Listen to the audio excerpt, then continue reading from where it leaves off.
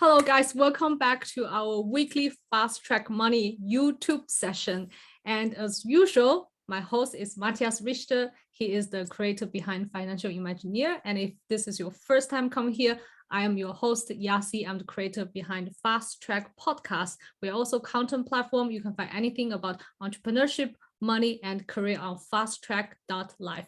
And together we create a course called Fast Track Money with Financial Imagineer. Our purpose is to help you, individuals, to understand how to use money as an effective tool to realize your dream. And unfortunately, we don't learn that usually from the parents or from the school. And this is the time that you need to start to understand how to make money working for you to achieve the financial freedom. And in this course, we packed everything that Matthias has been implementing himself since the early years till now. And he achieved financial freedom at age of 37. And me, myself, I implemented the same methodology. And from last year until this year, I see dramatic change in my personal finance. And we really believe that this is a method that anyone can implement and is going to bring you results. So join us. You can find out all the information in the description below or fasttrack.life/money course. And today we have a very special guest with us, and you might have heard about him, Andrew Henderson from Nomad Capitalist. Andrew Henderson is the creator behind called Nomad Capitalist, that the motto is go where you are treated best. And he has been helping 7-8 clients to design a lifestyle, to find multiple citizenships, and then to achieve ultimate freedom that they can go wherever they are treated the best. And in today's interview, Matt and we have prepared so many questions. We're going to ask him about Plan B, multiple citizenship, and is it worth it, and why you should start to look into the world as your oyster rather than the place you are born. So let's get into this episode. Hello, Andrew. Welcome to Fast Track Money YouTube channel. Great to be with you. Great to have you back. You're on the Fast Track podcast, and now the audience can see your face, and this is the video session. And my full experience. Yes, correct. Today we are going to talk about second passport, global mobility, freedom, using money as a tool to achieve freedom, and also tax. And Matt, I know that you have already prepared a lot of questions. Maybe I pass on the mic to you. Thank you so much, Yasi. Yeah, it's wonderful to have you here, Andrew. And maybe for our audience, the first thing is probably like a Nomad Capitalist. Who are you? How did you become the Nomad Capitalist? Like, how did you grow into this kind of role? What motivated you to learn more and to talk about what you do? Well, I come from a family in Ohio in the United States. I've since left the United States. I'm since no longer a U.S. citizen, but I still resonate with a lot of the values in Ohio. I learned a lot about hard work. I learned about starting a business. I was fortunate. While I didn't inherit anything, I learned from my family, what some of the principles of success are. And so we had Robert Kiyosaki at our conference earlier this year, some of that kind of stuff, rich dad, poor dad, all the things that successful people do. I had the opportunity to meet successful people when I was younger, and I learned that I wanted to start a business. So I dropped out of college and basically followed the principles that my father had said when I was 12 years old. He said, listen, you should go where you're treated best. You don't have to stay in one city, one state, one country if that's not the place that works for you. And he was mentioning the context of seeing the writing on the wall where entrepreneurs and people who were starting businesses, once they become successful, were becoming pilloried. 1996, it was a little bit compared to now. Now it's out of control. He said, don't stick around for that. He said, don't stick around because you think your family needs you to take care of them. We'll take care of ourselves. You go take care of yourself. So I started a couple different businesses, namely in the broadcasting industry, and realized that I was paying a lot of taxes, very high tax rate in the U.S. Realized I didn't like living there. And then I was traveling the world, and I realized, there are different good places for everything. I resonate with people more in other places. I like the lifestyle more. I like the personal freedom more in different places. And I started to realize that you can diversify your affairs around the world to where you have a place that you live, or now I have multiple places where I live, but I may or may not be a citizen. I have citizenships elsewhere that leave me alone, something that the US citizenship does not really allow you to do. I have a business incorporated in several different places that is very friendly from a tax and from a hassle perspective, even more importantly.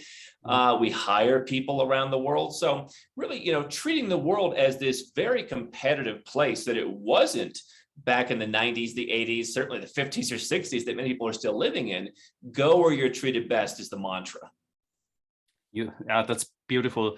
I think Yasi also worked in about 8 countries. I was in 3 to 4 countries myself. So I think we understand that part. For our audience, maybe if you have never lived abroad or you never worked abroad and you hear now this broadcast with you, what do you think should be their thought about it, right? Should they aim for a certain country, or just how should they go about optimizing that from a first step approach? Like if you're at the beginning of your life, of your adult life.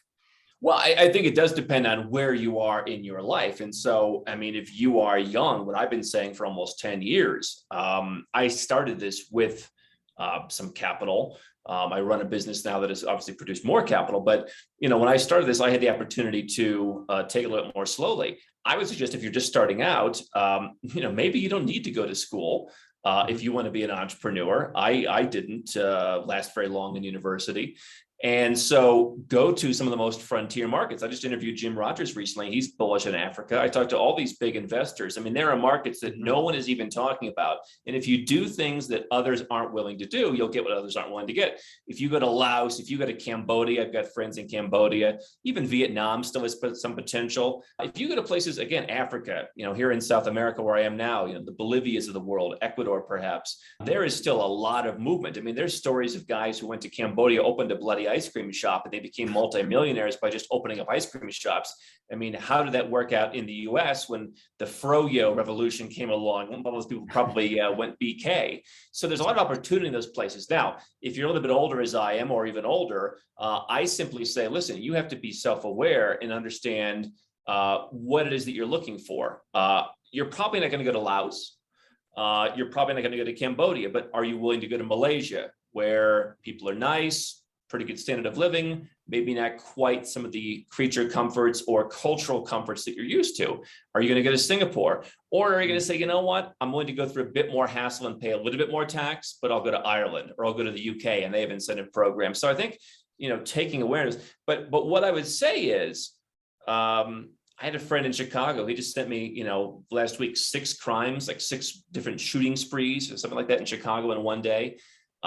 Realize that when you actually do an objective analysis, whether you're young, whether you're old, your country is not number one in probably almost anything. If you're from the United States, it's number one in prisoner population per capita. It is not the wealthiest country in the world, as all the politicians like to tell you. It is not the best, other than perhaps you like it the most, but you haven't seen anything else. And so I think taking awareness of how far you're willing to go, what your desired metrics are, that's why I would look at it.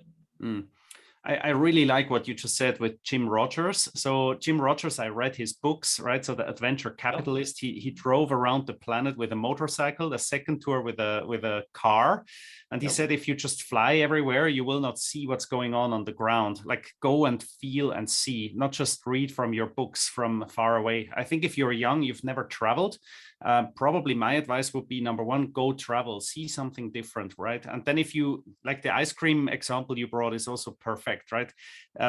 In other places, certain businesses have much less competition.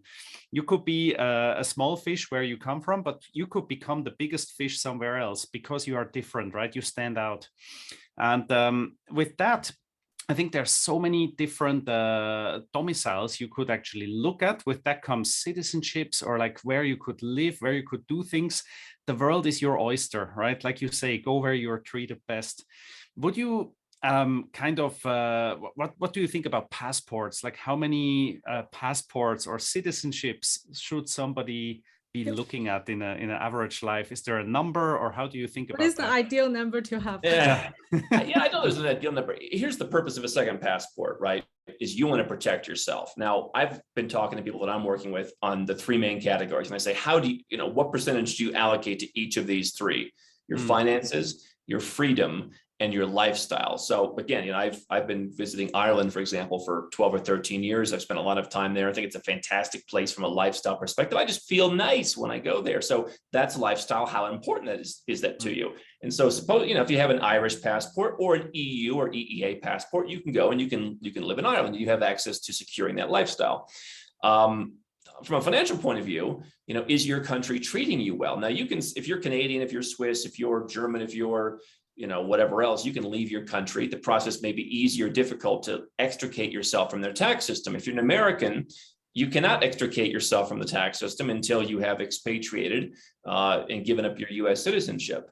Now, I think more Western countries are going to follow the US in some form or fashion and start taxing people who don't live there. We see what they're talking about with the global minimum tax for big companies. I think next will be individuals of Western countries.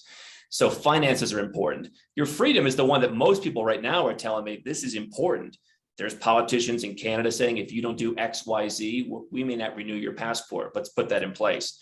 We've seen how the pandemic has restricted travel. And yet, having certain passports means you could go certain places. I had a home in Malaysia, and because I wasn't there as an American, I could have come back on my residence permit, whereas an American couldn't have. So how many do you need? Again, I think you want to have self-awareness. You probably don't want to go out and just haphazardly for the average person do it. I am the R&D, the human R&D machine. And so I do it. I enjoy it. I also never felt I had a home in the US. And so for me, it's like, well, let me try and find the place where I fit in. So I think when I put together the ultimate plan B, it was having some kind of low tax EU or EEA passport. If you're fortunate enough as you are, you're from Switzerland, okay, you're covered. That's a difficult passport to get. Liechtenstein, Andorra, Monaco, all quite difficult. You could get the Malta citizenship by investment. You could work your way towards Portugal. I think those countries are small enough. They're not going to be as nasty as the Spains, the Frances, what have you. Having some kind of tax-free country passport probably means in the Caribbean. You've got something like an Antigua, St. Kitts.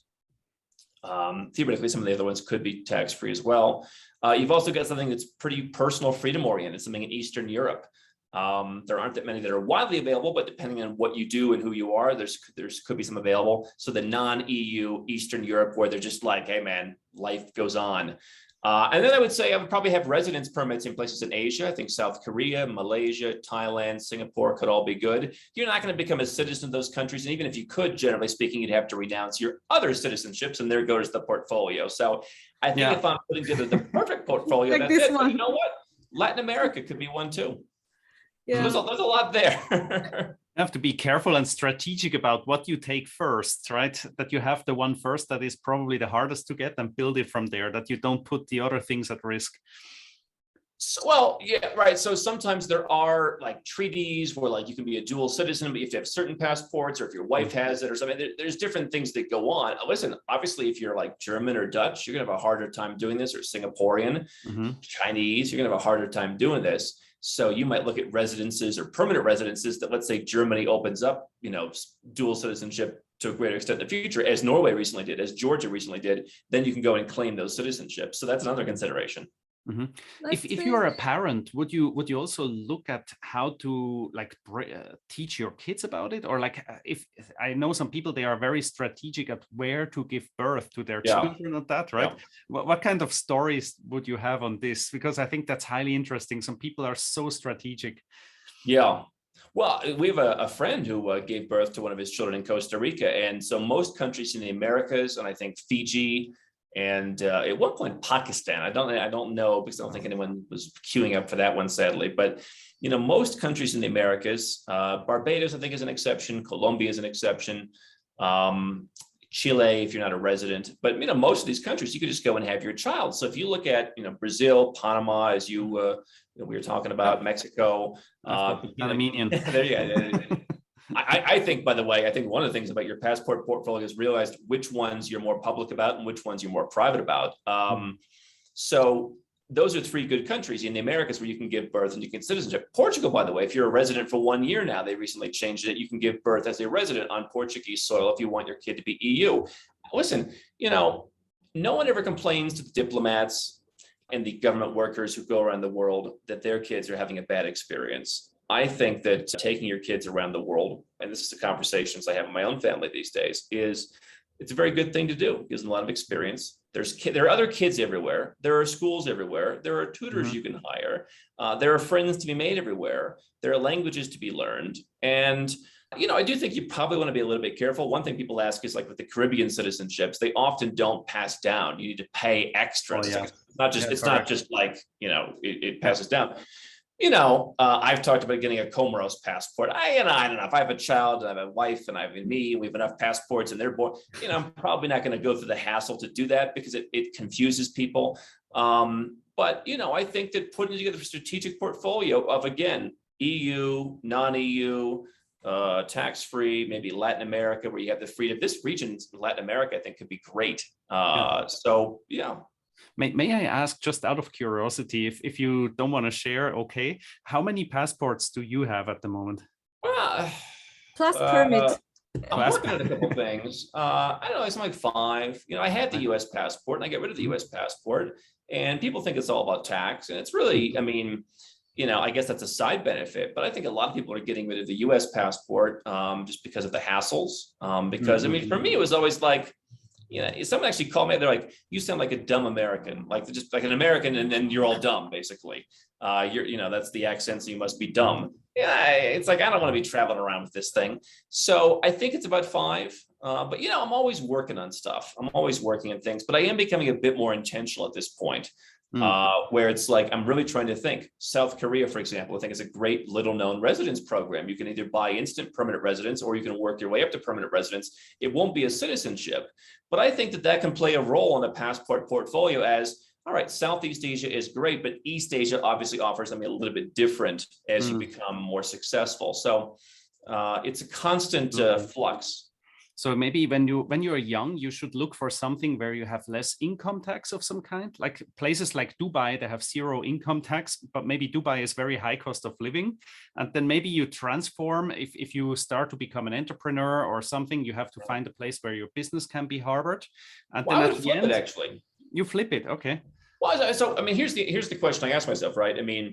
If you have a business that continually grows, we have a business that continually grows. Just set a new record this month. If that's where you're going and you believe in yourself and you're going to have higher income, one of the things I looked back at myself and said, should I have gone to live somewhere in Europe or Chile or something 12 years ago that I could have gotten on track to a really top quality passport? Okay, taking some tax hits, dealt with some hassle. I think once you go to saying I'm going to pay 0 to 1%, there's a certain intoxication to that. Plus, as the business grows, my goal is avoiding hassle.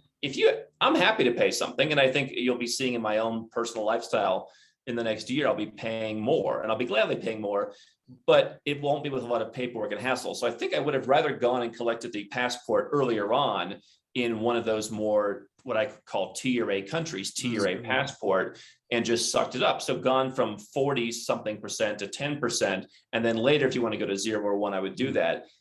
Listen, some people, as we were talking about, they want to come in, they want to work for 10 years, put a whack of cash aside and live the FIRE lifestyle. Well, if I'm doing that, then I'm probably going to Dubai first, then I'm doing the passport in Europe or somewhere else after I retired when my liability is lower. So it really depends on how you're trying to structure your life. But, when you're younger, why not take advantage when you can more easily absorb the hits? I think also some passports come with special perks like retirement systems, right? And there you have to contribute, of course, before you can take. And when you say you want to have a more secure retirement setup, right? One is the FIRE, or you do it yourself. Panama, for instance, you can go for the Pensionado program that allows you just have to prove that you have $1,000 per month of side income and you get it, right? It's very low hanging fruit to go there. But other places, if you want to go there, I think you mentioned Portugal or Spain, you have some golden passports or golden visa programs. Sorry, not passport, but visa programs. So you can apply there.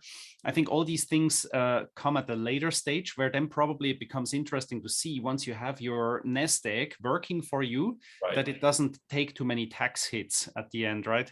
And there then it lasts longer, right?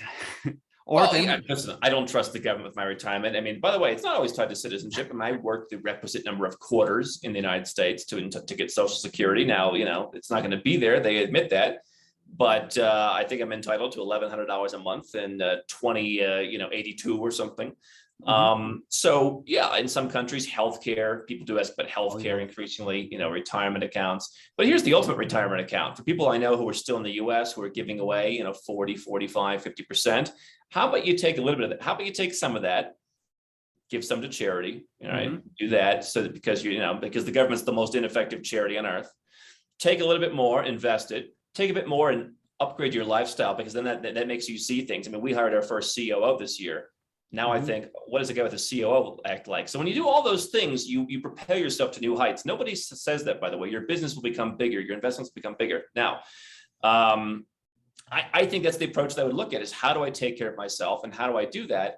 I don't know that I'm going to countries solely to get those benefits, but hey, if it comes with it, that's great. And earlier you mentioned so many times being entrepreneurs and looking at the plan B, several different passports. Yeah. Let's just say, does it make sense for someone who doesn't have a very big net worth, let's say 6-digit, does it make sense for them start to looking at plan B, or it's more suitable for entrepreneurs who have their own business, they have like 7-8 figures annual revenue?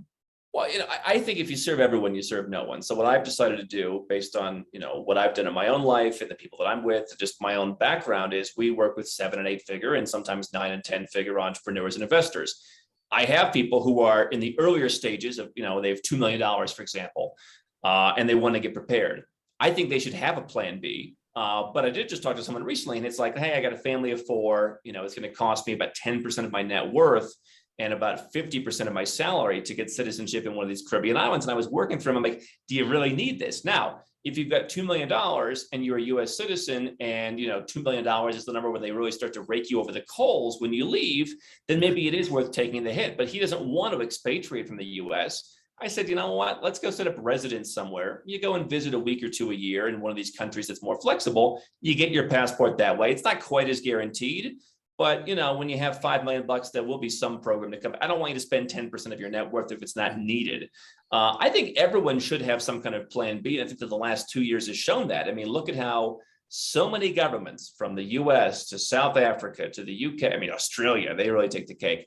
They don't care about you. When times are bad, when times are good, they gladly take in your money. They gladly take it in. They're experts at nothing else than that. You go to Spain, bars don't have wine because they haven't paid the bill sometimes at the end of the month. In a country where the bars can't replenish their wine stock, the government is an expert at tracking you down for every shekel. So they're there in the good times. When the bad times come, they left you hanging high and dry. And so I think to myself, okay, if I have enough money just to go out and get a Caribbean citizenship, get a Malta citizenship, get the residence, get the golden visa, sure, I'll do that. I think that's great. If not, I'm going to look at, can I move somewhere? Can I move down to Mexico? A lot of Americans in Mexico, great place. Can I move to somewhere in South America where, as you said, it's easy, lots of programs, just show you have some income, we'll let you in. Some of them have tax incentives like Nicaragua, Costa Rica, Panama. So I would look at doing something else for a plan B. Now, moving is kind of more of a plan A, but maybe I'm setting up a paper residence, maybe moving some assets overseas. Maybe I'm doing something. And I think something begets something more. Having a bank account begets hiring a person overseas. You just start to get comfortable. And what from all these clients you have worked with, 7-8 figure or sometimes 9 figure clients, they have the assets, the capability to have second, third, fourth citizenship. They have the capability to achieve freedom in a way, have this global mobility. What kind of the commonalities you have seen from those entrepreneurs who has been so successful? Like the advice that I want to pass it on to our audience, who are working the 9-to-5 job, but I feel that their life is much bigger than that, but they are aspired to achieve more in life. So maybe you can share with us your observations. Well, I think that they stand up for themselves. I think they're confident, occasionally maybe even too confident, right? But they're confident.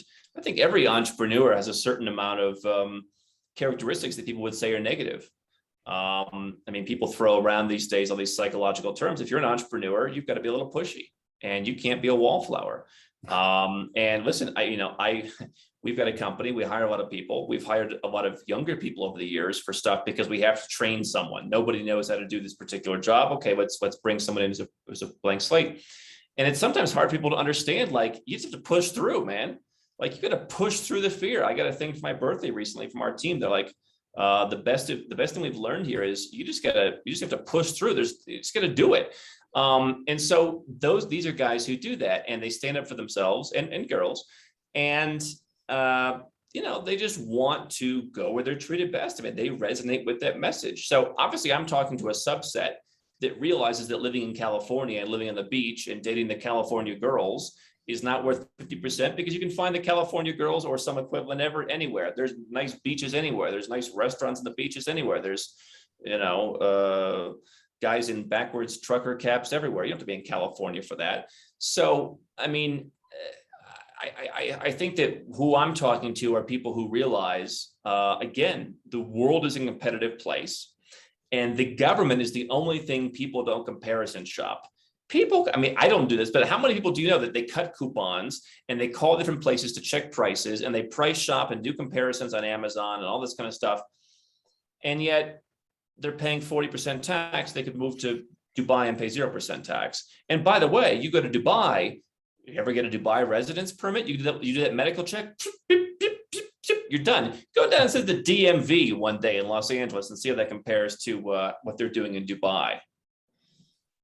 Yeah, in Dubai, they are building a huge media center, helping media freelancers to found a company, get a permit, everything set up by the company. And it's so much easier to get like a permit in Dubai, paying 0 tax, set up your business. Yeah. Let's talk about, let me talk about one more Plan B thing, by the way. I had to deal with a guy about a year ago. He couldn't close for like 6 months because he couldn't get his US passport. So by the way, you want some advice? I often skip over this, but I have friends who say, you know what you should be telling people? Get your first passport. How many people, especially in the US, don't even have one passport, or it's expiring in 6 months? I'll take care of it. Look at what happened during this last year and a half. This is like the perfect storm for the government to not issue passports. And by the way, again, now you're trapped. You can't leave for tax purposes. If you want to save your tax, forget it. You can't leave, or you can't renounce. It's been the case in the US. So get your first passport. But I had a passport recently that I was able to renew literally the same day. Walk in, place the request, come back, pick it up the same day. Which country?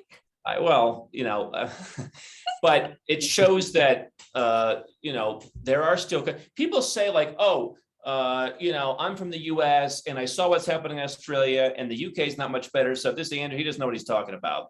Well, yeah, because you're only looking at the countries that are in your scope. Just as I'm telling 19-year-olds to go to Laos or some equivalent, right? And it's going to be tough, by the way. It's not going to be like, hanging out at university, getting laid, at 2 p.m. But you're going to give yourself a much better chance to be successful. In the same way, realize that if you go to some of these countries that you may have never considered, I'll even say this. We had at our conference, we published it on YouTube, a video about getting residence on Honduras. People said, I don't want to move to Honduras. I said, I never said you had to move to Honduras. And people overlook that. And so you have to kind of get out of the paradigm that you're in. Yeah. And talking about citizenship and permit, one benefit that comes with it, I really like, is the possibility to invest in real estate. Sure. Well, some countries, yeah. I mean, some countries, they restrict who invests in real estate. I mean, Switzerland, right? It's very difficult to invest in real estate. Europe, in some areas, yeah. So you see New Zealand cracking down. I think you'll probably see more of these so-called free countries cracking down on who invests. So residents, citizens, absolutely. It gives you the chance. I know with crypto, fewer and fewer people want this kind of diversification, but gives you the chance to open a bank account pretty easily, which is not a bad thing to have, either for day-to-day living or for, access to stock market, access to capital markets, and so on. Yeah, for sure. And you have so many homes in different countries, and you made so many videos about, for example, invest in Montenegro. And can you share with us what are the interesting countries for real estate investment? Yeah, I bought some land in Montenegro recently, and that's one I'm probably, I'm really debating whether I want, how much I want to stay. It's been very good to me. The taxes are good, but that one's up for discussion. But I do have a home in Montenegro. I'm doing some land in Montenegro. I'm next door in Serbia. We've got a great team in Serbia. I'm in Georgia. I've got a couple properties in Georgia. I've been relatively Eastern European focused, in Turkey as well. Istanbul, I think, is, everyone focuses on the negativity. Jim Rogers said, if it's a disaster, invest in it. He was pro-Turkey, to my understanding, 20 years ago, and says, hey, if it's a disaster, go for it. I'm in Kuala Lumpur, Malaysia. Asia has been a little bit less accessible in the last year, or you wouldn't want to be there as much. But I think Malaysia has been one of the great, I don't want to say bargains, but nice, a little bit more laid back than Singapore, not as laid back as some of the other places, lots to do. And then I'm here in Bogota, Colombia. So we do stuff in Mexico, we do work in Armenia, we have some other people all around the globe. We're moving part of the business to the UAE. So the flags, as they call it, they span the globe. Yeah, flag theory. And what's next for Nomad Capitalist? Well, I think that, what we've found is a very good niche in helping people who are 7 and 8 figure entrepreneurs. You see the rise of cryptocurrency. I'm not all in on crypto, but I am in crypto. And I think it's incredible. I think anything, it's kind of like, I didn't agree with every single thing Donald Trump said, but I couldn't resist but being happy when he got elected as a middle finger to the establishment. So I like middle fingers to the establishment. I go to Eastern Europe. I don't smoke, but I enjoy seeing people smoking anywhere they please. I enjoy that. So I think that what we're going to keep doing is just building on what we're doing. We're planning our next conference. We'll be releasing details on that. But, for the business Nomad Capitalist, it is doing more of what works and doing more deep work on understanding more places. We've got a couple of potential citizenship programs we're going to be sharing with people in the near future. It's just more R&D, more of what works. For me personally, I do think after a number of years of doing this, going back, the very beginning was like 06, 07, something like that, 08. I'm adding a little bit more. I'm stepping out of the Laoses and even the Malaysias. I'm stepping up a little bit and probably spending some more time in the tier A countries going forward, just from a lifestyle perspective. But it's a continuing evolution. And I think that's people have to understand. The world is changing. And again, just as I went to my favorite empanada restaurant yesterday, and instead of having 20 different kinds of empanadas, the guy now only has 2. I'm not going to go to the empanada restaurant as much anymore. I'll find another empanada restaurant. And if the next one doesn't work out after 6 months, I'll go to another one. And that's how people work in life. But for some reason, people don't want to be fluid. I love being able to go to a dozen different cities and know exactly know exactly where I'm going, know exactly who to see, what to do, where to walk, where am I staying, whether I have a home or not. To me, that's valuable. And it means that you can adapt to the times, whereas so many people can't. And these times, they are a-changing. Yeah, I always use 1% and 99%, and 99% will not make a change when situation happens, and then 1% will make a change. That's why they are the 1%. Those people are the 99%. If there's anything I've learned from building, because I always ran rather lean, I think we're a lean business, but I always ran in the United States very lean businesses. There's a company that I know of, their goal was to have like 1,000 employees. Like they have no other goals than revenue, profit, who cares? They just want 1,000 employees. I've learned building the company. I remember a couple of years ago, I'm walking down by my house in Porto Montenegro in this yacht club, and I'm kind of feeling sorry for myself. And I look at this big yacht. I said, I bet a lot more people hate that guy than hate me. Like, that guy deserves it. He's been through a lot of misery to get to that point, making decisions that no one else would make, and then they blame him because he has the yacht. I'm opposed to that. Yeah, you could have the yacht too. You chose not to. Correct. Yes, it's all about exactly. what happens in your head. Yeah. And then nowadays, most of your clients coming from the US or tier A countries, or also some from, let's say, Eastern Europe or Asian. What's kind of trend you are looking at now? Well, things have been growing so much. I've really kind of postponed these expansion plans. We now have someone in Latin America because we have seen an increase in people from Mexico, Colombia, Argentina, and to a lesser extent Brazil, obviously not Spanish speaking, but we do want to focus on expanding more people because South America, there's always 1 or 2 countries that are turning communist any day, and so those people need help. We have an increasing number of folks from Russia. There's always kind of a small crowd from South Africa, a number of folks from Asia, but by and large, the US and Canada. to a lesser extent, the UK and Australia. I've also seen, by the way, more Germans, more Dutch, and more Canadians who are saying, I'm afraid I'm going to be taxed no matter where I live. I'm afraid there's going to be severe restrictions on me.